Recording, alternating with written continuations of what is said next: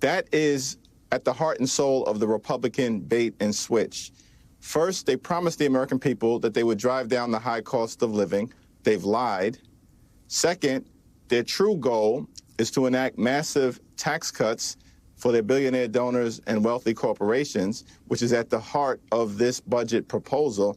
And they want that to be paid for by working class Americans and everyday Americans by doing things like ending Medicaid as we know it. It's my expectation that not a single Democrat will support this reckless effort. What's the point of passing a budget if Republicans have already conceded that they're not in charge, that Congress is not in charge of spending money, Elon Musk is? What's the point of passing a budget if it's really Elon Musk's decision whether that budget is adhered to?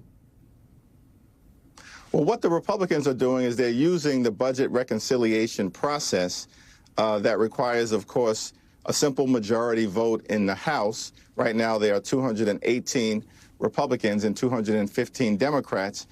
But more importantly, from the standpoint of what the extreme MAGA Republicans are trying to do, is that they are using the budget reconciliation process so they can evade the filibuster in the Senate. Effectively, they want to try to jam this budget down the throats of the American people in a partisan way. It's not something that Democrats, of course, would ever be expected to support. But the key point in the House, given the closeness of the margins, is that to stop any of this bad stuff from happening, it only takes 3 House Republicans to do the right thing on behalf of the people that they represent, to stand up for children and seniors and people with disabilities and veterans who will be hurt badly by this Republican budget proposal.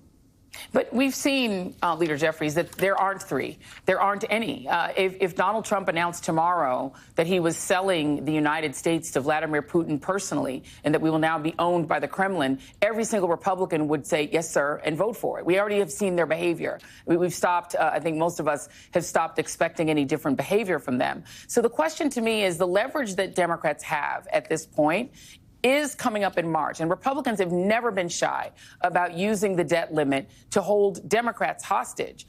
You all now are the ones in a position to do that, to essentially attempt to prevent the debt limit from being raised by withholding any support, any help, any assistance. Are you prepared to use that leverage and say, if you all want to shut the government down, do it by yourselves?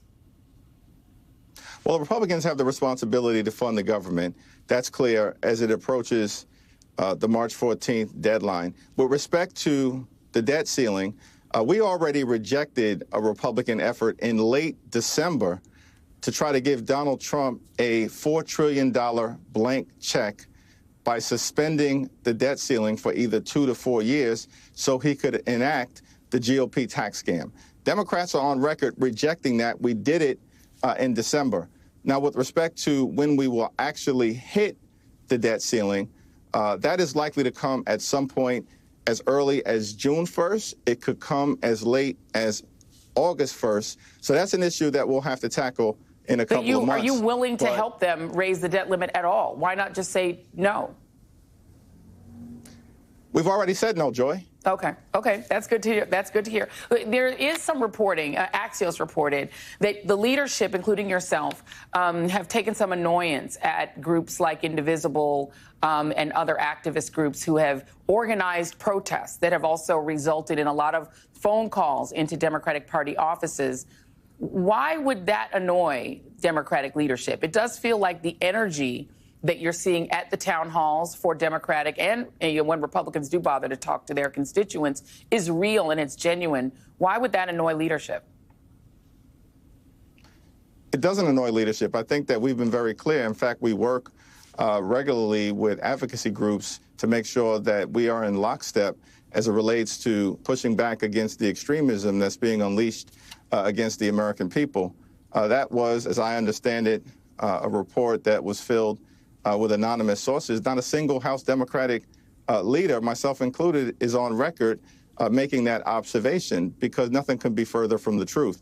At the end of the day, our view is that it's an all-hands-on-deck effort. We need everybody Democratic members of the House, Democratic members of the Senate, Democratic governors, Democratic elected officials, advocacy groups, everyday Americans, Democratic attorney generals like Tish James, who's doing her thing. It's an all hands on deck effort in the Congress, in the courts, and in the community. You mentioned Attorney General James, New York Attorney General Tish James. She is now being sued. There is a lawsuit that's been filed by the Justice Department naming her specifically. What do you make of the tactics of the Department of Justice? Pam Bondi pretended during her nomination hearings that there would be no weaponization of the Justice Department, but now we have this happening, and also we have several resignations, and including some pretty conservative members of the Eastern District of New York, because they refused to drop the prosecution of Eric Adams. And also this question of trying to sue New York over immigration. What do you make of the Justice Department's actions toward New York? It's not clear to me why the administration is so focused, obsessed on the people of the great state of New York, as opposed to doing what they promised to do, which was to lower grocery prices on day one. That was the promise. And we haven't seen the cost of living here in the United States of America go down. In fact, it's going up all across the country because the administration and House Republicans could care less, it appears, about actually solving the problems that they were elected to solve. Housing costs are too high in the United States of America. Grocery costs are too high. Utility costs are too high. Child care costs are too high. It's a fact that America is too expensive. And House Democrats have been clear that we want to solve that problem. We want to get that done. We believe the American people, working class folks, low income folks, middle class folks are crying out for us to solve that problem. But the administration has shown no interest in doing anything about it. Instead, they're playing games and targeting the great state of New York. We will not be intimidated by their illegitimate threats. Let's talk just for a moment once again about Elon Musk, who seems to be wielding the real power in the administration. It does appear that Donald Trump essentially is sort of junior to him on the totem pole. How can Congress, I mean, obviously you all are in the minority, but it's been very difficult to subpoena Elon Musk. It's been very difficult to get some accounting. There's reporting that they've found really nothing in terms of fraud or abuse. They've just found programs they don't like and started to cut them. Is there any way to audit Doge? We think information is eventually going to come to light. That's the reality of this situation. There are a lot of hardworking, good-natured people within the federal government who understand that what's taking place right now is wrong and is not in the best interest of the American taxpayer.